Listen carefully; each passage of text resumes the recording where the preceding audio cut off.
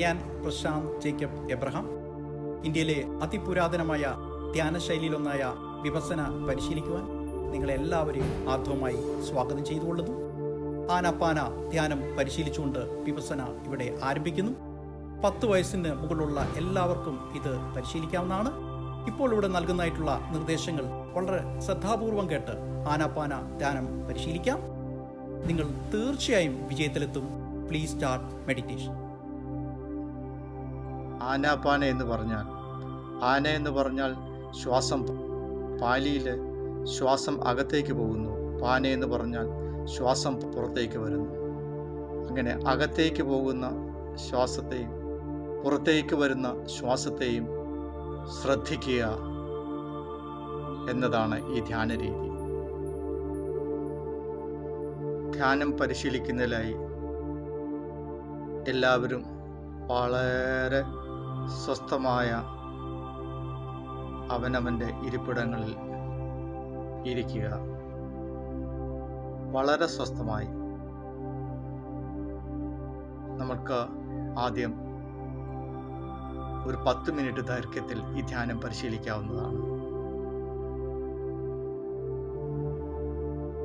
സ്വസ്ഥമായ ഇരിപ്പിടങ്ങളിൽ സുഖമായി നട്ടെല്ല് കഴിവതും നിവർന്ന് സുഖാവസ്ഥയിൽ ഇരുന്നതിന് ശേഷം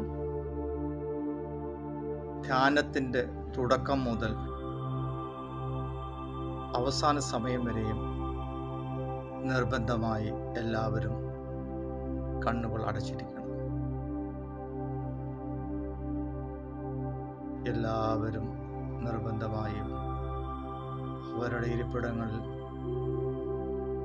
കണ്ണുകൾ അടച്ച് ധ്യാനത്തിന് തയ്യാറാവുക. കണ്ണുകൾ അടച്ചിരിക്കുന്ന ധ്യാനത്തെ തയ്യാറാക്കുന്ന നിങ്ങളുടെ ശ്വാസം, അകത്തേക്ക് പോകുന്ന ശ്വാസവും പുറത്തേക്ക് വരുന്ന ശ്വാസവും നിങ്ങളുടെ നാസ്വാദ്വാരത്തിൻ്റെ അഗ്രത്തിലോ ഉൾവശത്തോ നാസ്വാദ്വാരത്തിൻ്റെ താഴ്വശം മേൽചുണ്ടിന് മേലുള്ള സ്ഥലത്തോ ഈ ഭാഗങ്ങളിൽ എവിടെയെങ്കിലും നിങ്ങളുടെ എല്ലാ ശ്രദ്ധയും ശ്വാസത്തിൻ്റെ സ്പർശം മുൻപറഞ്ഞ ഏതെങ്കിലും സ്ഥലത്ത് അനുഭവിക്കുന്നുണ്ടോ എന്ന് ശ്രദ്ധിക്കുക. മേൽചുണ്ടിൻ്റെ മുകൾ വശം, നാസാദ്വാരത്തിൻ്റെ ഉൾവശം, നാസ്വാദ്വാരത്തിൻ്റെ വളയം, ഈ ഭാഗങ്ങളിലൂടെ ശ്വാസം കടന്നതറിഞ്ഞുകൊണ്ടേയിരിക്കുക.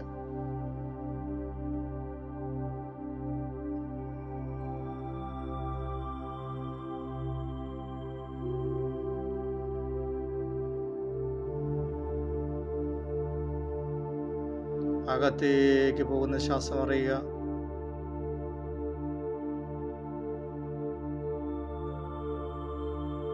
പുറത്തേക്ക് വരുന്ന ശ്വാസം അറിയുക.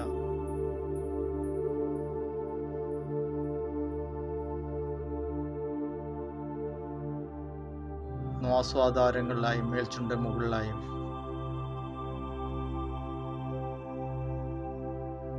നിരന്തരം ശ്വാസത്തിന്റെ സ്പർശം അറിഞ്ഞുകൊണ്ടേയിരിക്കുക.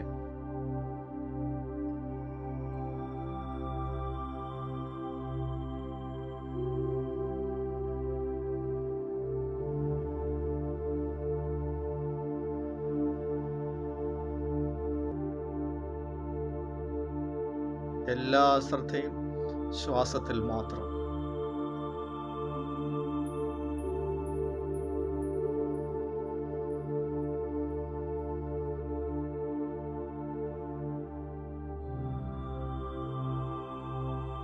ശ്വാസത്തിൻ്റെ സ്വഭാവം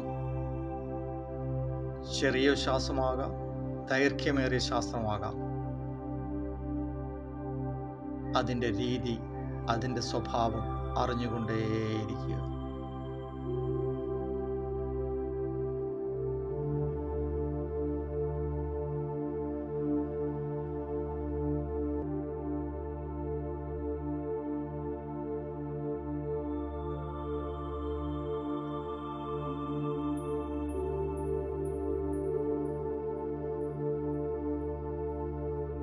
എല്ലാവരും ആത്മാർത്ഥമായി പരിശ്രമിക്കുക.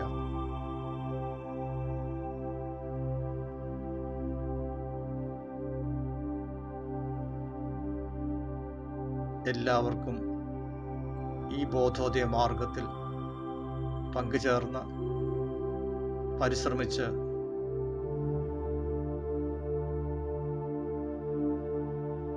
ദുഃഖമുക്തി പ്രാപ്യമാക്കുന്നതാണ്.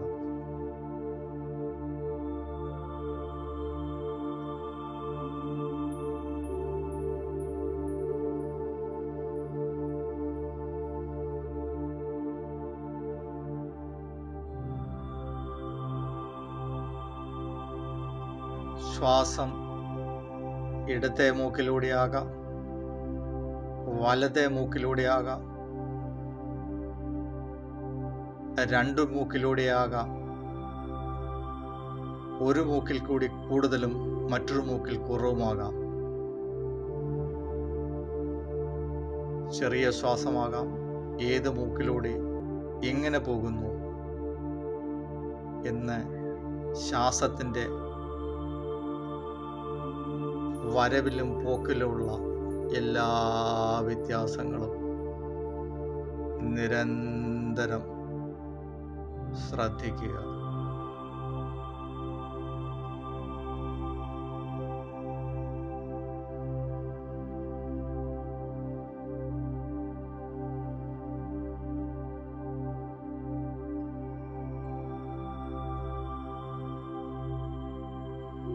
ഏറ്റവും ഉന്നതമായ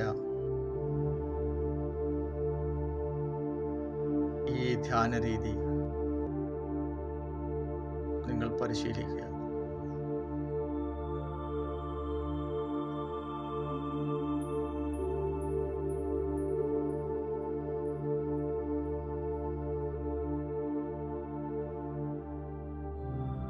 എല്ലാ പുണ്യതകളും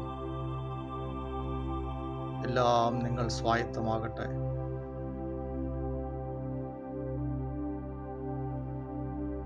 ഈ ധ്യാന രീതിയിൽ പരിചരിച്ച് എല്ലാവർക്കും മുക്തി ലഭിക്കട്ടെ.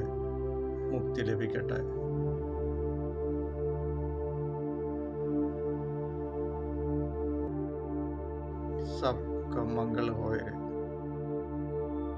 सबको मंगल होए रे, सबको मंगल होए।